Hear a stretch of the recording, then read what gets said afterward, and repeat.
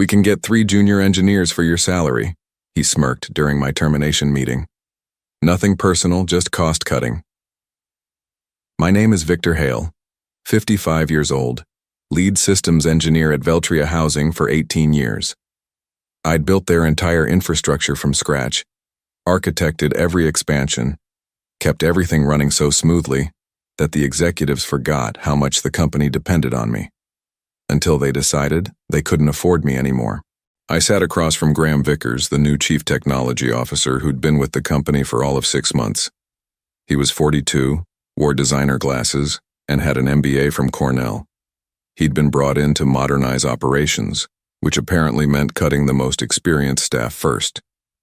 The severance package is generous, said Diane from Human Resources, sliding a folder across the table. 2 months' salary, plus your accrued vacation time. I nodded, took the folder and said, "Thank you." "Is that all you have to say?" Graham looked almost disappointed. Maybe he'd expected me to argue or threaten legal action, give him something to tell the board about how difficult I was being. "What would you like me to say?" "Most people in your position have questions, concerns." I shrugged. "Seems pretty straightforward to me." Graham exchanged glances with Diane, who looked equally perplexed by my calm. What they didn't understand was that I wasn't calm. I was just done. There's a difference. "Well, we'd appreciate your help with the transition," Graham continued. "The new engineering team will need some guidance on the system architecture. Perhaps a consulting arrangement for a few weeks." "I'll think about it," I said, knowing I wouldn't. We shook hands. I cleared out my desk without complaint. 18 years of work fit into a single cardboard box. I nodded goodbye to a few colleagues who looked away awkwardly, afraid the same fate awaited them.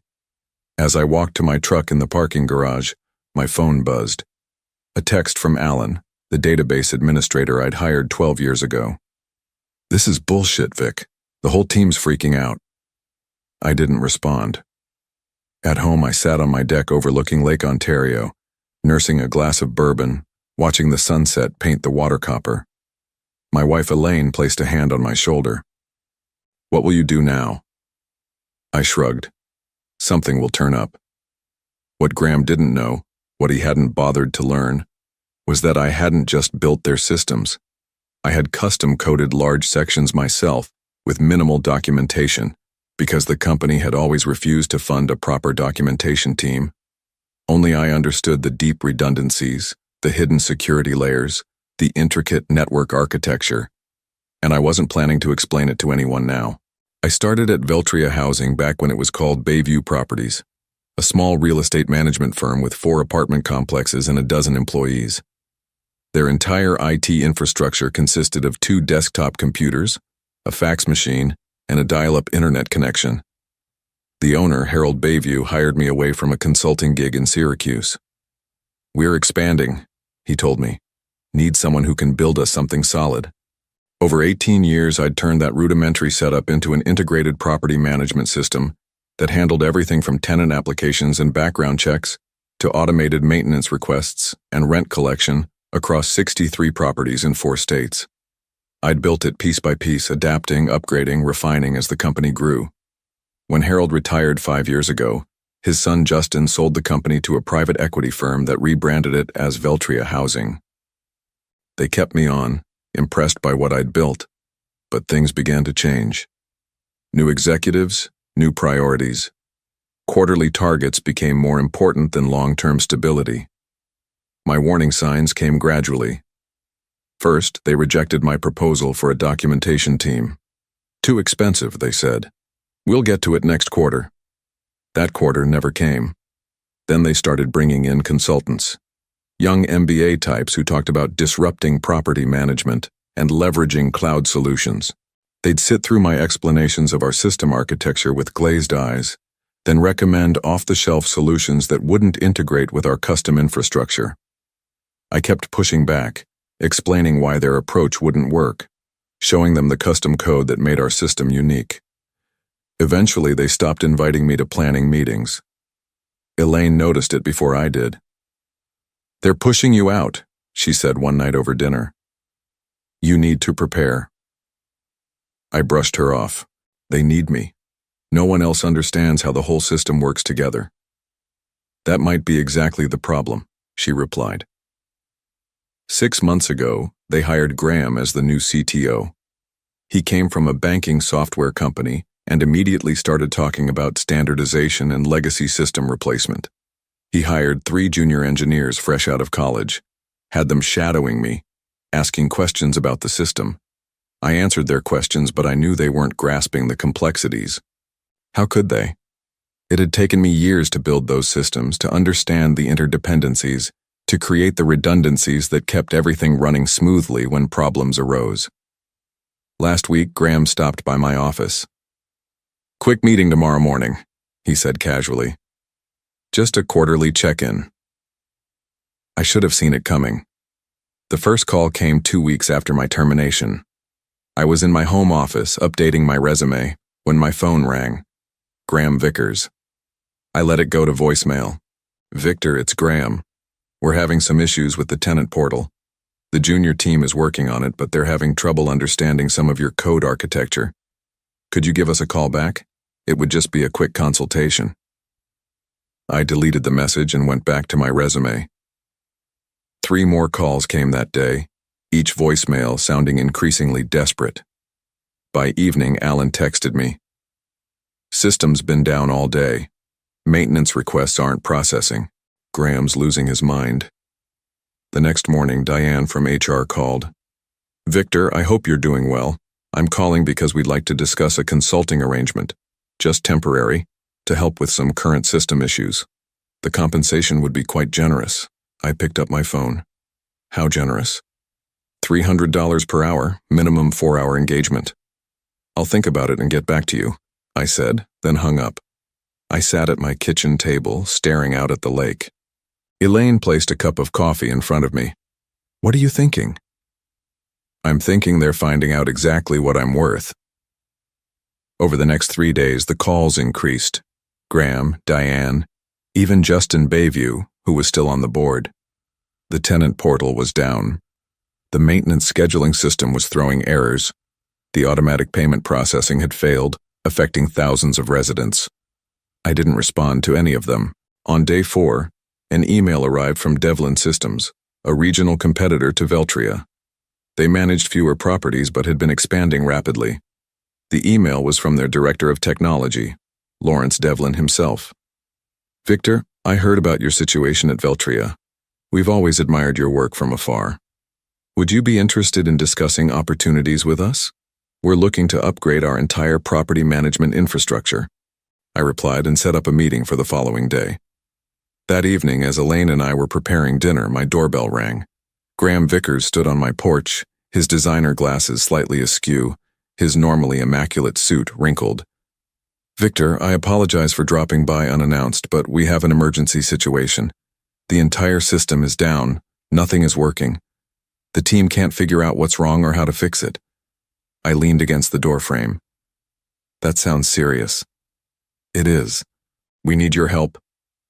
The board has authorized me to offer you a substantial consulting fee, $500 per hour, whatever it takes." I thought about the cardboard box in my garage, 18 years of work reduced to a few mementos. I thought about nothing personal, just cost-cutting. I thought about the documentation team they'd never approved. "I'm sorry to hear about your troubles," I said quietly. "But I have an interview tomorrow. Something will turn up, just like I thought." I closed the door on his stunned face and went back to making dinner. For the first time since my termination, I felt a sense of peace wash over me. Not satisfaction, not vindication, just clarity. I wasn't going to help them fix what they'd broken. The interview with Lawrence Devlin went better than expected. We met at a coffee shop in downtown Rochester, away from both companies' offices.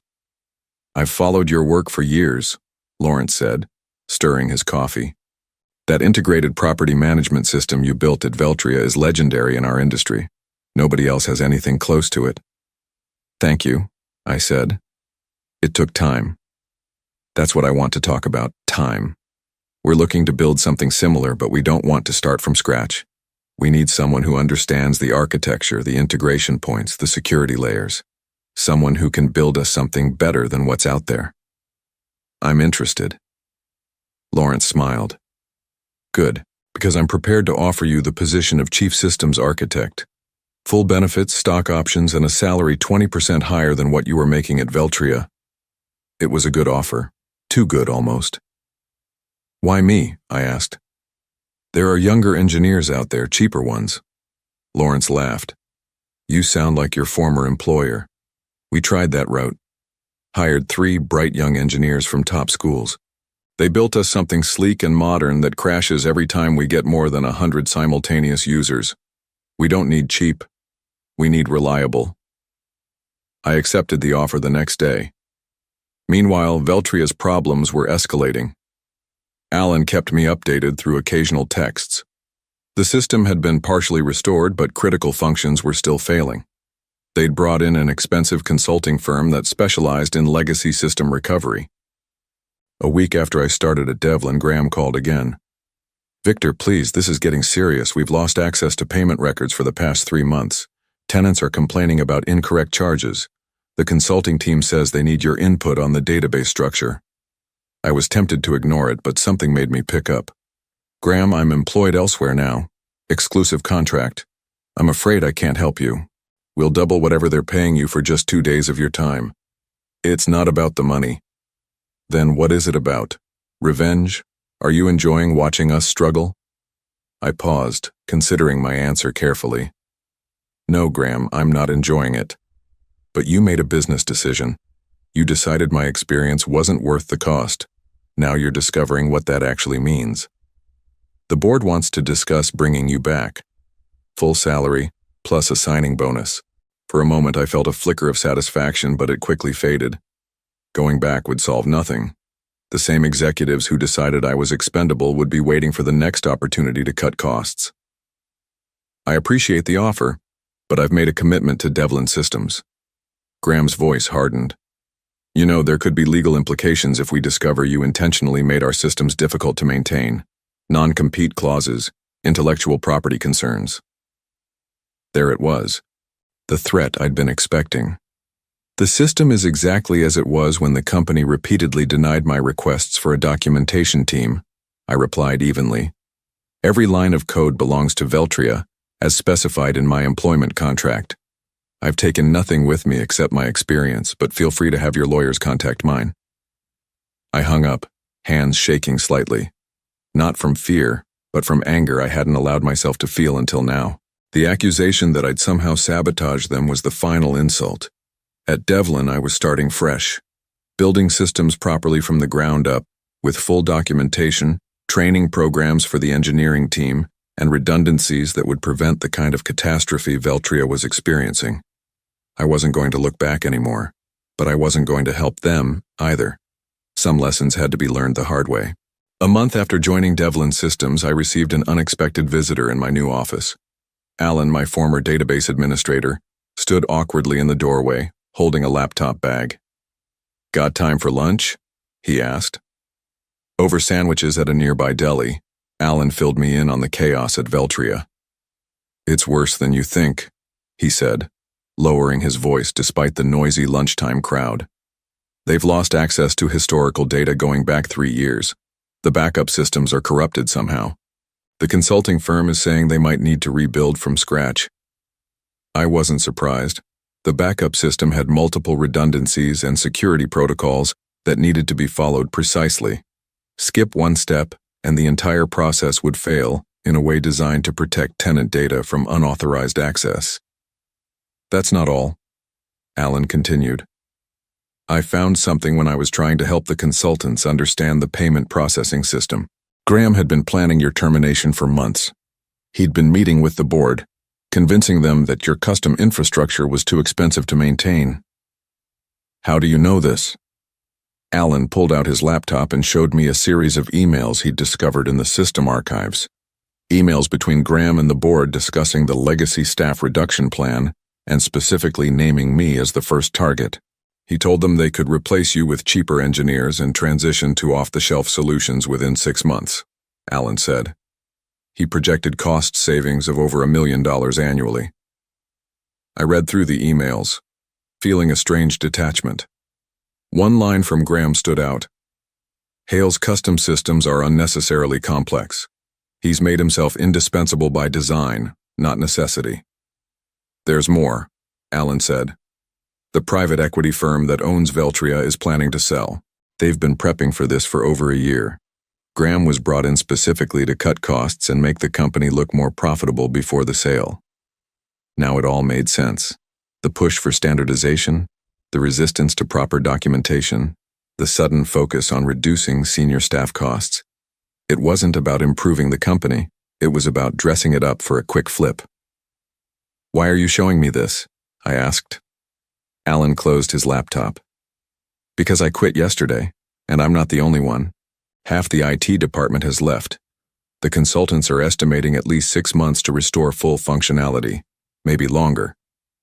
He hesitated. "And because Veltria's biggest client, Westbrook Properties, is considering jumping ship. They've lost faith in the management system." I thought about the implications. Westbrook represented nearly 30% of Veltria's revenue. Losing them would be devastating, especially with a sale pending. "What will you do now?" I asked. Alan grinned. "Actually, I was hoping Devlin might be hiring database administrators." Later that afternoon, I spoke with Lawrence about bringing Alan on board. He agreed immediately. We were building a team, brick by brick, with people who understood what it meant to create systems that lasted. That evening, I received another call from Graham. This time, his voice had lost its authoritative edge. "Victor, please. The situation is critical. Westbrook is threatening to terminate their contract. The board is questioning my decisions. We need your help." "I'm sorry, Graham, I can't help you. Name your price, anything." "It's not about price. It's about respect for experience, for the work that goes into building something right the first time." The line was silent for a moment. "You knew this would happen," he said finally. "You knew exactly what would break and when." "No, Graham. I just knew what I had built, and what it took to maintain it. Information I tried to share many times." I ended the call feeling neither triumph nor regret. Just the quiet certainty that some lessons can only be learned through failure. The opportunity came faster than I expected. 2 months into my role at Devlin Systems, Lawrence called me into his office. "I just got off the phone with Jeffrey Westbrook," he said, referring to the CEO of Westbrook Properties. "They're officially terminating their contract with Veltria next month. They want to know if we can handle their portfolio." Westbrook Properties managed over 10,000 units across the Northeast. It would more than double Devlin's current operations. "We're not ready for that kind of scale," I admitted. "The new system is coming along, but it's only halfway there." Lawrence leaned forward. "What would it take to get ready, if we had to?" I thought about it. 3 more senior engineers, dedicated server infrastructure, and at least 8 weeks of development time. Even then, it would be tight. "Jeffrey's desperate. Veltria's failures are affecting their reputation with tenants. He's willing to give us 12 weeks and fund the infrastructure expansion." This was the moment. The turning point. If Devlin took on Westbrook and succeeded, it would establish us as a serious competitor in the industry. If we failed, it could sink both companies. "Let me think about the architecture," I said. "I'll draw up a plan by tomorrow." That night, I barely slept. I sketched system diagrams, mapped data migration pathways, considered scaling challenges. By morning, I had a plan, ambitious but achievable. A hybrid approach that would let us onboard Westbrook's properties in stages, minimizing disruption. When I presented it to Lawrence, he studied it carefully. "This is solid," he said finally. "But I notice you've included a substantial documentation phase. That adds 3 weeks to the timeline." "It's non-negotiable," I replied. "That's where Veltria failed. We document everything from day one. We train the team on every component. No single points of failure." Lawrence nodded. "I'll take your word for it. Let's move forward." The next weeks were intense. We hired 5 more engineers, including 2 who had recently left Veltria. Alan built a database migration tool that could translate Veltria's data structure into our new system. I designed a modular architecture that could scale with Westbrook's needs. Halfway through the project, I received an email from Justin Bayview, the former owner's son who still sat on Veltria's board. "Victor, I want to apologize for how things ended. The board was misled about the implications of letting you go. Graham has been removed as CTO. We're struggling to recover, and Westbrook's departure will hit us hard. If you're ever interested in coming back, the door is open." I didn't respond. 10 weeks into our 12-week timeline, we were ready for a staged rollout. Westbrook's smallest region, comprising 2,000 units in western New York, would migrate first. If successful, the remaining regions would follow. The day before the migration, Lawrence called me into his office again. A familiar face was waiting. Jeffrey Westbrook himself. "So you're the system architect?" Jeffrey said, standing to shake my hand. "Lawrence has told me a lot about you." "All good, I hope." Jeffrey smiled. "He says you've built us something that won't break down every time we add a new property. Something that will grow with us."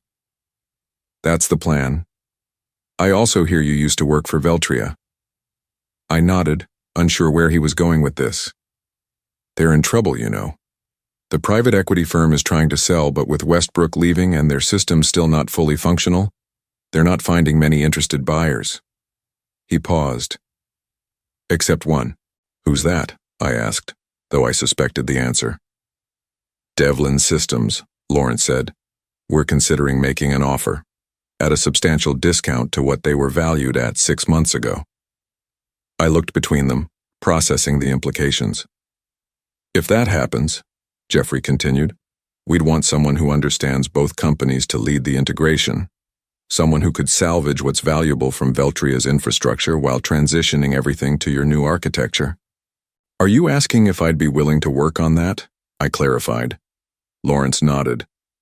"Only if the acquisition goes through, and only if you're comfortable with it." I thought about the irony. The system I'd built, the people I'd trained, the company that had discarded me, all potentially coming back under my direction. "I'd be willing," I said finally. "But I have one condition. We do it right. Full documentation, proper training, no shortcuts." "Agreed," Lawrence said. "We've learned that lesson." As I walked back to my office, I felt no vindication, no desire for revenge. Just the simple satisfaction of knowing that good work, done right, eventually speaks for itself. 6 months later, I stood in the lobby of what had once been Veltria Housing's headquarters. The sign now read, "Devlin Integrated Property Management." The acquisition had gone through for less than a quarter of what the company had been valued at before my departure. Lawrence and I walked through the office, greeting former Veltria employees who would be staying on through the transition. Some looked away awkwardly. Others smiled with relief. A few, those who had worked closely with me over the years, nodded with quiet understanding. Graham was gone, along with most of the executive team that had approved my termination. Justin Bayview had stayed on as a consultant, helping ease the transition with legacy clients. When we reached the server room, my old domain, I paused. Through the glass, I could see the hardware I'd specified, the blinking lights of systems I'd designed. "Want to go in?" Lawrence asked. "No need," I replied. "We'll be migrating everything to the new infrastructure anyway." In the main conference room, the remaining Veltria staff had gathered for the announcement. Lawrence introduced me as the Chief Integration Officer, who would be overseeing the technical transition. "Many of you already know Victor," he said. "He built the original systems that ran this company for nearly 2 decades. Now he'll be guiding us through the integration of both companies' technologies into something better than either had before." As I looked out at the faces, some familiar, some new, I felt no triumph, no desire to say, "I told you so." What would be the point? Instead, I spoke briefly about the transition plan, the timeline, the support that would be available to everyone during the process. I emphasized that no one would be left behind due to cost-cutting measures. The irony wasn't lost on anyone in the room. 1 year after the acquisition, Devlin Integrated Property Management had become the largest property management company in the Northeast. The migration was complete, with all properties now running on the new system I designed. Fully documented, properly staffed, and functioning smoothly. On a crisp autumn morning, I drove to the office for a final meeting with Lawrence. The leaves along Lake Ontario had turned brilliant shades of red and gold, a fitting backdrop for the conclusion of this chapter. "The board approved your proposal," Lawrence said as soon as I sat down. "The Technical Education Division will launch next quarter. You'll have full autonomy to design the curriculum and hire instructors." This had been my condition for staying after the integration was complete.